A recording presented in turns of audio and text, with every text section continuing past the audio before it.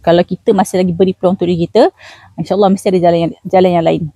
Salam kerjaan, nama saya Hidayah. Sebelum ni saya pernah bekerja di sektor awam selama beberapa tahun. Okey, bekerja di sektor awam ni bagi saya pengalaman saya bukan tak okey. Bila kita bekerja ni masanya kadang-kadang ada. Kadang-kadang terlebih masa. Dari segi kewangan, dulu masa mula-mula kerja, gaji orang kata boleh beli macam-macam.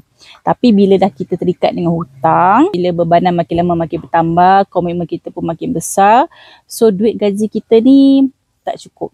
Dan bukan saya seorang saja ada masalah kewangan. Kebanyakannya majoriti ramai yang bekerja masa sekarang ni memang tak cukup. Semestilah kita mencari alternatif yang kedua.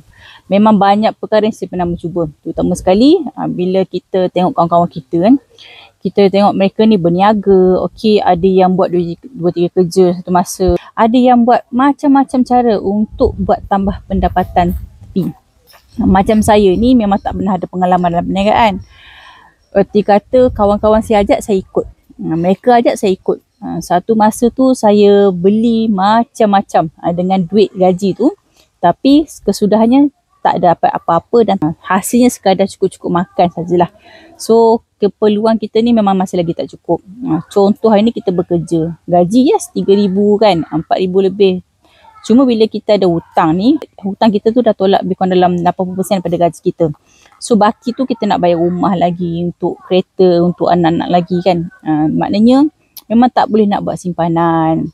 Jadi kat situ saya memang terpaksa buat hutang lagi.